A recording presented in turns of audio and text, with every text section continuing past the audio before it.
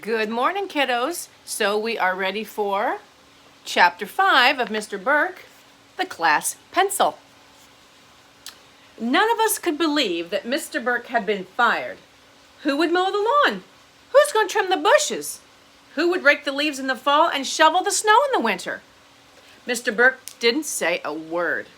He just stood up and walked slowly out the doorway. When we got back to class, I looked out the window and saw Mr. Burke sitting all by himself on the monkey bars on the playground. It was sad. "Okay, it's time for math," said Mr. Granite. "Get out your pencils and turn to page 23 in your math books. Do the first problem and write the answer in your notebook." Ugh, I hate math. "I don't have a pencil," said Ryan. "Me neither," said Michael. "My pencil is gone," said Neil, the nude kid. "Somebody stole my pencil too," said Andrea. "Somebody took all of our pencils," said Alexia. It was true. All of our pencils were gone. Our glue sticks, tapes, scissors, erasers, all gone. "Somebody stole our stuff," I shouted. "Well, who would steal school supplies?" asked Andrea. "Mayor Hubble," said Mr. Granite. "He's probably going to sell our school supplies on eBay so he can balance his precious budget." "Wow, he did not waste any time," I said. "Mayor Hubble is mean," said Emily. "That may be true, but we still have to do the math. There's one pencil on my desk. We'll just have to share our class pencil," said Mr. Granite. "Can I use it first?" asked Little Miss Perfect. "I already know the answer to the first problem anyway." "She always knows the answer to every problem. I hate her." "I want the class pencil first," I shouted. "Please, Mr. Granite." I didn't even want that dumb pencil. I just didn't want Little Miss Know-It-All to get it first. "Andrea and AJ can share the pencil," said Mr. Granite, "and then pass it down to the next person." "Ooh, AJ and Andrea are going to share the pencil. They must be in love," said my friend Ryan. "When you gonna get married?" said Michael. If those guys weren't my best friends, I would hate them. Andrea snatched the pencil from Mr. Granite before I could get it. I grabbed the other end of the pencil. "I get to use it first, Arlo." "No, we're supposed to share it," I shouted.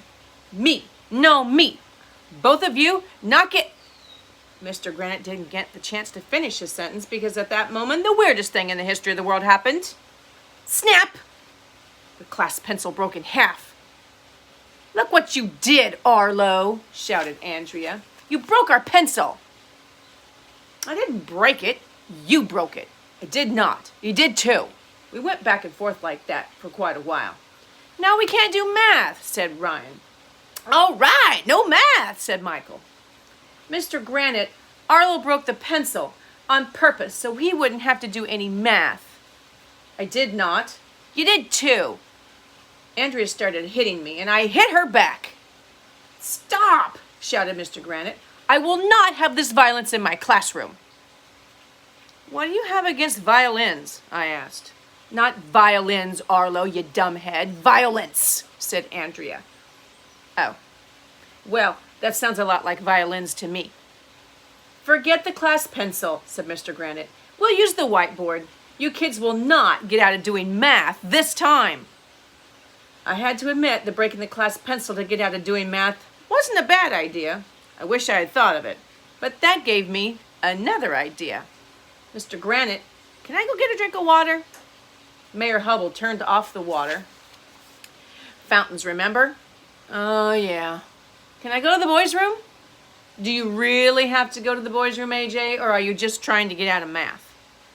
I really have to go," I lied. "Well, okay. Here, take some Post-it notes with you." I was about to walk out the doorway when the weirdest thing in the history of the world happened. Bring, bring, bring! It was the recess bell. No math! It was the greatest moment of my life. Next, Chapter 6, Mr. Burke goes berserk.